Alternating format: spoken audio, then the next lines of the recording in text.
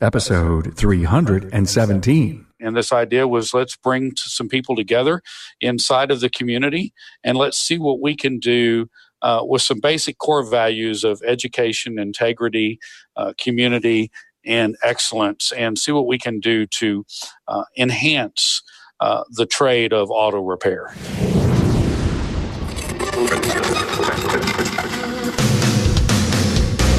Welcome, aftermarketers, to Remarkable Results Radio. Listen to learn just one thing from today's episode on your journey to remarkable results.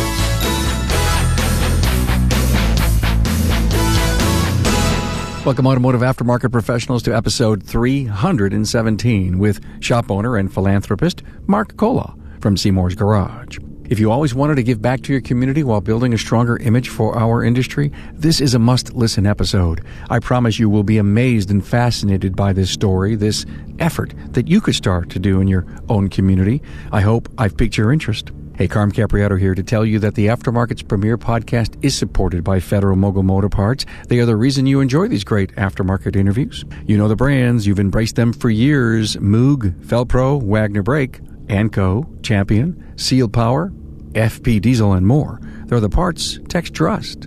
Get more information on these brands and the great programs for you at fmmotorparts.com. Hey, did you know that I love to hear from you? I read every email because I want to know what's on your mind and what you like about the podcast, who you'd like to hear from, topics we need to discuss on the Town Hall Academy, and if the stories have impacted your life and your business. Your emails are the fuel for the engine of educational value of Remarkable Results Radio, so don't hesitate to sit at the keyboard or tap me an email on your smartphone. Reach me at carm@remarkableresults.biz. Welcome new Facebook friends of the podcast, Rock Colcat, Yuri Bushman, Mike Sedeth, Gene D. Miller, Justin Miller, and Levi Johnson. And my newest LinkedIn connections, Christopher Williams, Jeffrey Simeon, and Stephen Thames. Thanks for every social connection you've made to the podcast. And if you'd like to connect, go to remarkableresults.biz/social for every link. Hey, now meet Mark Colaw. Mark is the owner of Seymour's Garage in San Antonio, Texas since 1985. This episode is about Mark Colaw's passion called CarFest. This is by far the most comprehensive philanthropic event I've ever had the pleasure to cover as a podcaster. Now, this event goes miles and miles to improve the image of our automotive repair community and set up the industry in our most deserving light. The show notes give you an outline of this event and a high level of how it works. See them at remarkableresults.biz/E317. Mark will tell you of the impact CarFest is having on the community, automotive technology schools, suppliers, and aftermarket vendors. This is a 2.5-day public event where 25 vehicles are repaired for free in front of the public for a select group of individuals that have been handpicked by community outreach groups such as Haven for Hope and the Battered Women's Shelter. They must be a 501c3 non-for-profit organization. CarFest also gives away a used car every 2 hours during the event. Used car every 2 hours, and that brought in 8,000 participants last year to see vendors, participate in town hall discussions, and to watch the vehicles get worked on, among other events. On the education front, there are 8 auto tech schools whose students shadow the technicians who are doing the repairs. CarFest also gave these 8 participating automotive technology programs $10,000 each. Yes, you heard right. A total of $80,000 to these automotive technology schools. Mark built this program driven on the core values of integrity, community, education, and excellence. As I said, his goal is to enhance the trade of automotive repair, and he's doing one heck of a job. When you change lives with heart and hands and bring unity in the community, it goes a long way to build trust in the automotive industry and professionalism in the trade. Remember, see the show notes page for the key talking points and a link to the CarFest website. Now here is Mark Colaw. A warm welcome to Mark Colaw from Seymour's Garage in San Antonio, Texas. Hello, thank you. Hey, welcome, Mark. Wow, what a storied career. Diagnostician. Actually, you were going to become a mechanical engineer and an architect, but someone inside of you said, no, I want to become a mechanic. That is correct. My parents weren't all for that at that point. My parents were more for, let's go get that 4-year education. So you can imagine what my household was like when I told my parents that I was giving up 2 full rides. Yeah, two full rides. Wow. I mean, how tough it had to be for them. But my God, based on all the great things you've done in your career and what you continue to do, I'm so glad you joined the industry. So a diagnostician at Seymour, you bought it in 1985, moved into a new location, have your son working for you. Wow. I mean, there isn't a father that would ever, not want to be you. Oh, wow. Well, that's putting a lot of weight on the shoulder, but shoot, it's all good.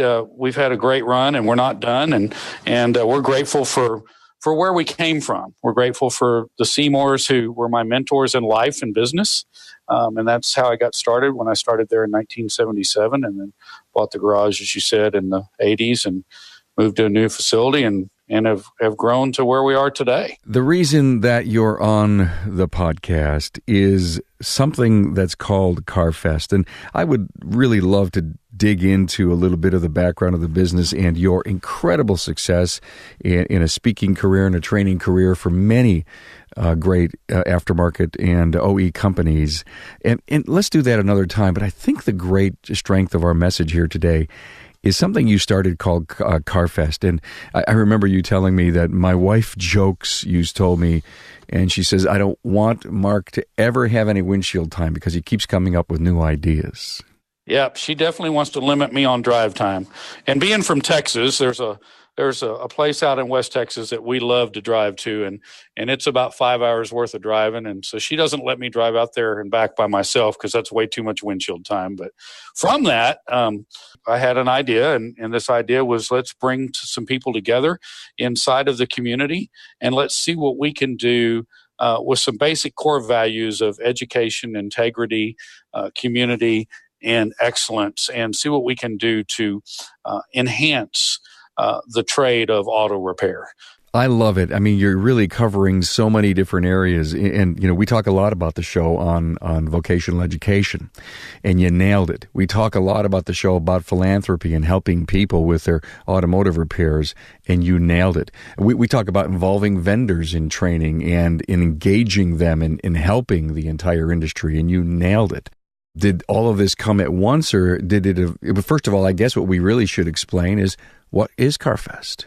Well, CarFest is an annual event that encompasses about 2.5 days, where we bring together 3 different levels of giving, and it matures right there. And what that is we fix 25 cars for 10 nonprofits, 10 other 501c3s. And when I say that, it's really for 25 individuals, but we don't want to be in the selection process. So we let those other charities pick people that are needy, that need car repairs. And so they come in expecting to get whatever their car repair is that's done. And then with the great help of lots of super vendors from both the OEM and the aftermarket world, we do more. It's kind of like under promise and over deliver. And we do a lot. And then our second level of giving is to the education of our industry. Let's just talk, let's form the basis of the people whose cars you repair. You had mentioned that they're from a 501c3, and that would be like, you had told me, Haven for Hope, Battered Woman, places like that? Yep. Haven for Hope, Battered Women's Shelter, anybody that's a 501c3 that knows where the needy are. And our only requirements are that these people have to have their vehicle licensed and registered and insured in their name. There is one other requirement, and this is not meant to be rude or mean, but we want these people to be employed. They need to be employed. So we're not doing this for people that are unemployed. We're doing this for people so that they can continue to get to work. Because you're going to find people in our industry that are fixing cars every day that they're hearing that story about, doggone it, I got to get to work, but I can't afford to do that, and my car won't run. And so we're taking care of that niche, if you will, or trying to take care of that niche. And that's just one of the things that comes from that. Does that help? Yeah. So the non-for-profit's really helping you vet the candidates. Yes. They pick them for you. You give each of the different community organizations. Yeah, they're community charities because they have to be a charity. Right. And so you're going out saying, hey, you got a chance to give me 5 people, give me 3 people, and you go around the room, you get 25. And then they become part of CarFest. So take me inside of CarFest with these 25 cars. So here's what happens about 3 weeks before the event, 3 to 4 weeks before, these people will be selected, and we will select a couple alternates. So we'll select 25, 27, 28, and then we will check those cars out. And then that group, we have a young man by the name of George Makita that leads that group, and that group then puts together what the needs are of those vehicles, plus the surprise needs. What they do is then we get together with the vendors. We have some lead vendors that gather all the parts. And then when our event comes, all those cars arrive through another one of our entities inside of our organization called the community level. And Candy Bauman takes and leads that. And she gets all those folks there to the facility. They drop their cars off for 2 days. And then we do the repairs because we have turned a very large venue that is rented into a 25-bay garage. See, that's the part that I just love to hear about. So this 25-bay garage is staffed by? All volunteers. Everybody from the service writer to the parts to the shop foreman, the leader, which is George Makita, to independent mechanics and shops. So we have shops that are donating their guys that work on the weekends or whatever. We have guys that are donating their time. It's all hearts and hands is what I like to call it. So we have all these hearts and hands that are working and doing what their skill sets are, their gifts are, and they're giving that on that weekend, giving up their weekend, and they're there. Now we have our vendors, our aftermarket vendors, our OEM vendors, and they're giving up product. And so we're bringing all that together in one setting, getting it done, and then having that glorious time of when we return the car to the people on that Sunday evening. I'm talking with Mike Zralik, a technical product specialist with Federal Mogul Motor Parts. So you have this van, and it's the Guru on the Go van, and it's all nicely decked out, and you drop by for lunches and learns. How do shops get a chance to get that van to come to their place? Well, they can, of course, call into our Guru hotline and request it. They can talk to their parts distributor, and through that channel, we can go out and do some training, or even with us out in the field. If they see us, we do various warehouse distributor type shows, many different events. We're out there everywhere. Just come by and ask, and we'll be more than happy to come by. Hey, Mike, if I said you were a champion for Federal Mogul Motor Parts, would I be right? You betcha. So give me an example. I live, eat, breathe Federal Mogul on a daily basis. Growing up, being in the racing industry, I knew a lot about Moog. I loved Moog. Felpro, same thing. To go out and be able to talk about a company this big, this strong, it makes me happy every single day. I'm so excited to do it on a day in and day out basis. What are technicians saying after you're done with your presentation? When can you come back?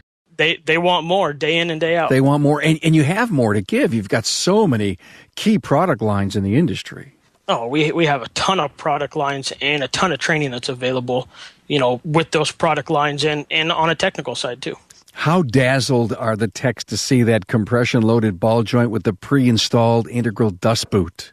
They come unglued. They are so excited about that because less frustrations. They've been dealing with issues in the field of damaging that boot during installation, and it makes it so much easier to put in. And it's a beautiful piece. Federal Mogul Motor Parts' Garage Gurus is your go-to source for the vehicle training, technology, and answers you need to keep your next job on track. On-site, online, or on demand, the Gurus are here to help keep your business and your career on the road to success. Visit fmgarageguru.com. Where do the Voc Tech Schools come into play here? So we have 8 vocational tech schools that come, and there are several different things that they do. But where they come in on the floor, Carm, is they actually shadow and assist the professional mechanics. And we love the camaraderie that comes from that. There's so much different camaraderie that you get. There's some mentor relationships, a couple that have been born. Now, remember, this is just our 3rd year coming this April. And we see a lot of growth that can happen there, where we're going to have some fellowship and some lifetime relationships that'll be born between these mechanics of all ages and these guys that are first entering the industry. What a incredible impression that's got to make on the student. What do you hear from the students and or their instructors? Wow, there's a little saying that I'm sure that you've heard in your 300 plus interviews. A lot of great mechanics tend to have a type A attitude or personality, I should say. And one of the first things that came out of the first year and came again out of the second year was how everybody said, man, how can you get that many mechanics and businessmen and kids all in one area and not have a problem and have nothing but just a really great ending, a really great story, a really great result. And what we get is excitement from these youngsters, and we find that excitement grows excitement and kind of re-energizes some of our senior techs. And I can say that because I'm almost 60 years old, and so I'm one of those senior guys. I love it. Love Fest. CarFest. Never thought about it that way. Well, that one's free to you.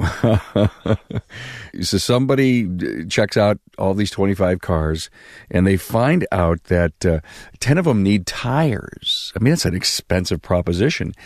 You can find vendors willing to provide the tires? We can, and we leverage that through relationships and growing relationships, old relationships, new relationships, kindling relationships, because there is a lot of that happens in our industry. I do want to stress something here, and I know that this may be off subject, but I do want to stress this for just a second. We can't run this event with all product, and that's why we have so many great people that are doing product and dollars. In fact, our business model is that these folks can give X amount of product and Y amount of cash. We don't just take product because we're only fixing 25 cars. So from that, we try really hard to keep that balanced. I think I got off page there a little bit, but tell me. No, good. Tell me if that makes sense. No, it does. And I appreciate that because you really help break the code. You need cash to also run the event. You bet you do. And so you need support. I'm a vendor. I give you $1,000 so I can be there. I don't know what the number is. Do I get a booth in this in the CarFest? Well, we actually have, for example, we were discussing this morning, we've got $1,000 a gentleman was having a hard time giving us, and he just donates that. So we have donations that come in, and we also have sponsorships because we're building this on the marketing dollars of our industry. But we also have donations. So, a wholesale vendor is going to come in, and he's going to have a choice between a $1,500, $2,500, $3,500, and $5,500 booth. And then there's some add-ons to that, banner space, stage time, photo ops, things of that, certain areas where you can have some B2B, some business to business. We have some areas set aside where they can do some, where a vendor can actually go meet with one of these mechanics or one of these shop owners and say, hey, we got something in common. We both want to help the community. And so, again, that's that relationship piece. Does the public come through and see what's going on? Yep. Last year we had over 8,861, I believe. Oh, my. That came through. What a number. That, and now that you bring that up, that is another level of our giving. This is a free event. Costs nothing to enter the event. These people, there's no admission fee. Okay. And it's a very nice building. It's a building that's, the main building's 200,000 square foot. There's another couple other buildings that are 100,000 square foot or 60 and 40, and another one that's 200. But anyway, they're climate controlled, most of them. There's a couple that aren't. But the 3 big buildings are climate controlled. Anyway, we have classes for the consumer, how-to classes, if you will, and town hall sessions like, you got a question about your car, let's answer it. We put professionals there. We have one of our lead volunteers and founding volunteers early on is a guy that has a local radio show here, and he does his radio show there. We just got through meeting with BG just right before I came to do this podcast, and BG wants to expand their presence this year, and they want to do some clinics for the consumer as well as the professional. So we have things for them, but here's what we really have for them. We have some entertainment. We have some bands. We have a barbecue cook-off, a chili cook-off, but every 2 hours, we give a used car with an average value of about $7,500 away to the general public. And that's every 2 hours. So it's a fresh drawing, a new drawing every 2 hours. And that is really neat. That's just off the charts. Where'd you come up with that? Well, it was born one day in the meetings that we had. CarFest, before CarFest had a name, and before the corporation of the 501c3 had a name, there were 6 volunteers that I brought together with me for 6 weeks. I kind of conned them and said, hey, why don't you give me 6 weeks of your life? I got an idea on how we can improve the industry and start to get some more youth and technicians in here. And so they sat down with me for 6 weeks, and so we started meeting in February of 2015. And I would tell you it was probably somewhere around August of 2015. The idea came up, hey, we've got 3 groups of people we're trying to help here. We want to help the needy. We want to help the youth, but we also want to do something for everybody else. And how are we going to get these people convinced to come in? And so the idea came to the table. I just said, hey, man, let's just give some cars away. And as you can imagine, everybody's like, what? I said, yeah, what's that sound like? And so we just grew it from there. Well, that was a big reach goal. I mean, put that way out there. And who would have thought you could get what you wish for? Yeah, and that was the first year. And then last year, it took a lot of maneuvering the first year. The second year, like anything, it was a little less, but still some maneuvering. And this year, we found that our big issue was we had too many cars. Okay, where are you getting them? Well, we're getting them from folks like me, other repair shops that are seeing people that want to either sell their car because they don't want to do a major repair, or they want to donate the car. Actually, all the cars that we give away are purchased. And then we fix those cars up. And some of those cars have, like 3 of them this year have Jasper powertrain items in them. And so those people are going to get a free car. We're going to pay to put the title in their name and pay the taxes and all that. So they're going to get it. And they're even going to get, on some of these cars, they're going to get a 3-year, 100,000-mile warranty on a powertrain item. Wow. And when you say that they're all donated, but somebody is buying them in some form or fashion or capacity, are you finding that it's the service professionals that are part of your organization? Are they just the consumer out there who says, hey, I'll take the tax deduction? It's a combination of that, actually, Carm. What it is if the car comes in my shop and it's like, okay, the customer says, look, I was getting ready to get rid of it 3 months ago. I don't want to do that engine to it. Then we can say, well, it has salvage value or it has a wholesale value. Let's see what those are. And you can either give it away and get the salvage value for it on an IRS voucher, so to speak. I don't know if that's the legal term, but we'll call it that.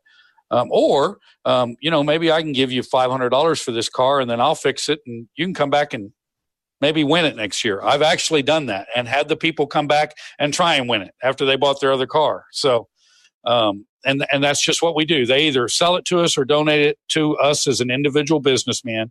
And then we take it upon ourselves to pay for it, to fix it. Myself personally, I expense it. I don't expense it through my business. I do it through a personal give back where I actually pay my shop to fix that car.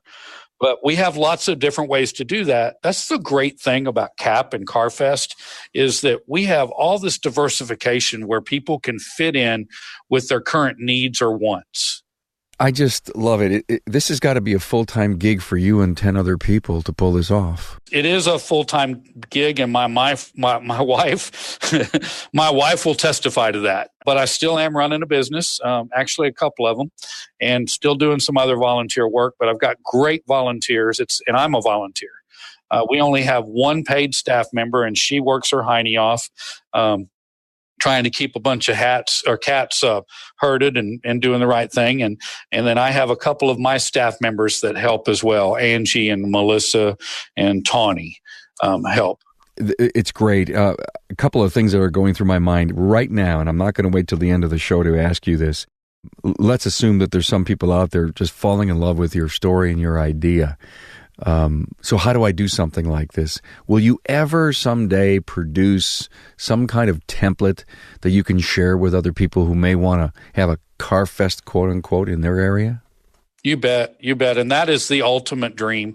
The ultimate dream, Carm, is that we will get this thing blueprinted, template, get it to where we can put it in a briefcase, and anybody can take it to any community of any size and scale it to their size of their community. Having people like our local, one of our local warehouse distributors, Full Service, they take a big stance in here. But they also go out and they get General Motors and Ford and Toyota are involved. And so what happens is every community is going to have that. So the short answer to your question, Carm, is you bet. And that's the ultimate dream, is that we get that done. This is an industry image changer in my mind, because we need that consumer to appreciate, what we do and how we do what we do as an industry. It's just too much grease monkey mentality. And not only are we working on computers with four wheels today, we really care, and we love our customers. And I love what you said earlier about, trust and integrity. I mean, all this all goes in one big balloon, if you will, one big area, and you're creating that. 8,000 people came and were affected by seeing what's going on and learning more about their vehicle. What an image changer. You bet. And we do have an image challenge in this industry. And all industries have some sort of a challenge, but that is a big challenge with us because we are transitioning so quick.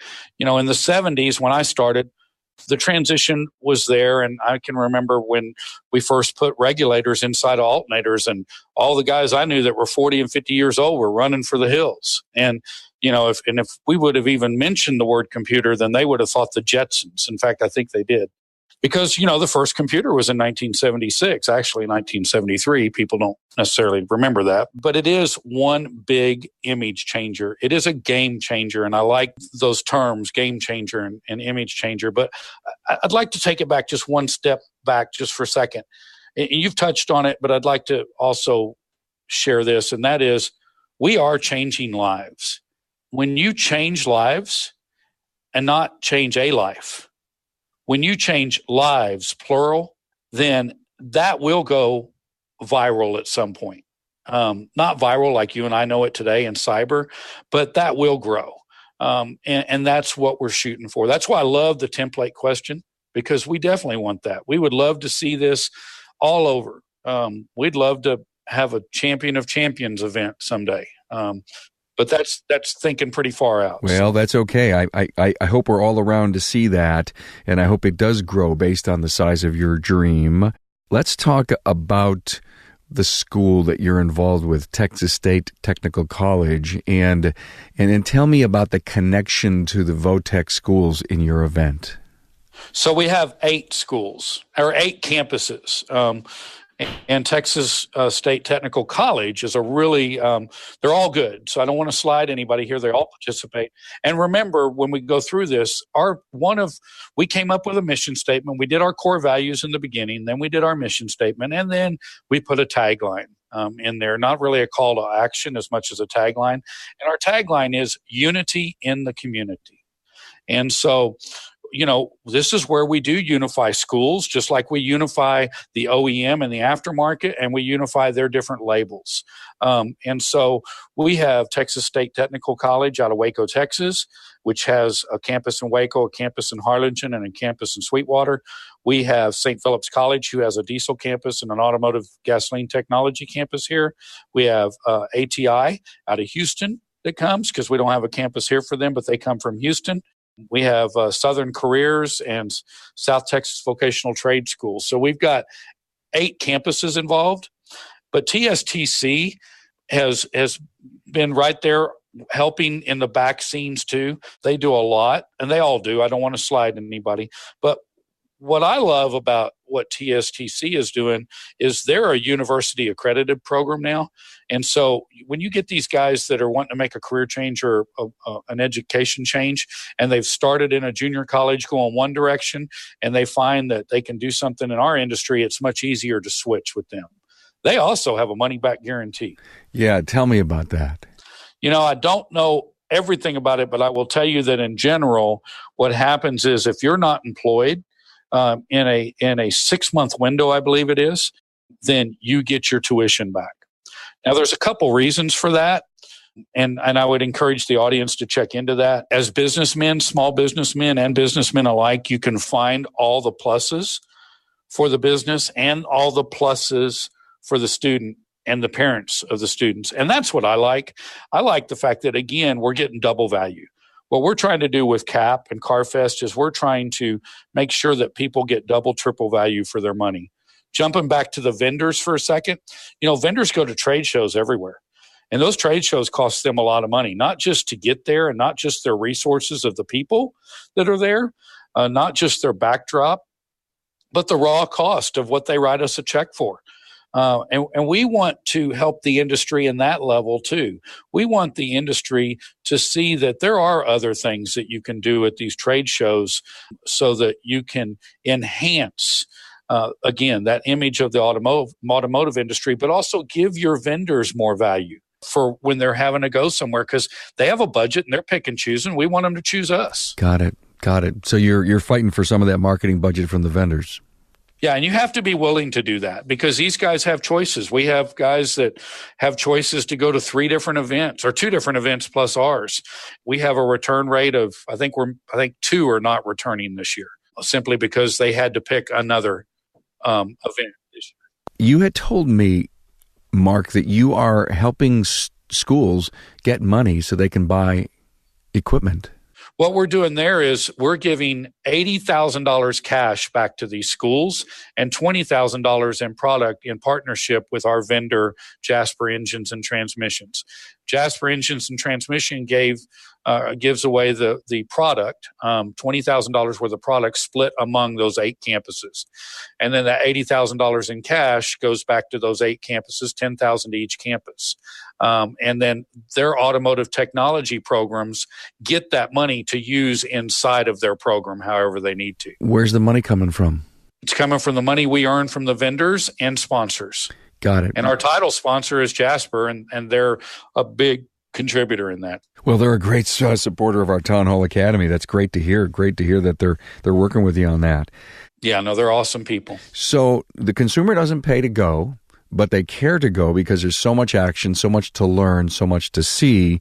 And so all of this money is really from vendor sponsors. You bet. And that's what we're doing. We are building an event where we can give someone, we can charge somebody, we can earn. We want to earn this. We want to earn our money just like we do working on cars. We want to earn our money and do something good for those people. Well, I love it. One of the things you keep saying, you talked about CAP, and we never really discovered what that acronym was. That stands for Community of Automotive Professionals. And that is the actual, you have to have a corporation for a 501c3. You have to be a Texas or you have to be incorporated, and then you apply for and so that is our actual membership organization. I don't know how many members we have offhand. It's probably right under 200. We just rolled that membership out, but we're building a membership deal. That's one of our revenue streams. We have some other revenue streams that we're building, and they are the producer of CarFest. So we have the corporation, which is CAP, Community of Automotive Professionals, that produces the event CarFest. The students that are working with you, are they that you know of going to the dealerships or the independents when they graduate? Well, I will tell you that it depends on the school. We have so many different campuses now involved that it's so diverse that they're going to different areas. But typically what does happen with most of your trade schools, and I'm hesitating here because there's a trade secret that I'm not sure that I want to announce, but the schools typically cater to the OEMs. okay, to the manufacturer's labels, because these guys have the dollars, okay? Let's expand on that a minute. For the small businessman that's not a franchise labeled dealership, not a GM, not a Ford, not a Toyota, not a Mercedes, not a BMW, but that has all that talent that can do those repairs, it is hard for him to attract the guys from the trade schools. And we've just never had a good conduit that has been, let's call it a rigid conduit that we could get into the schools. And that was the underlying design point of CAP and CarFest, because we're supporting them in more than a financial way. And we're not even done.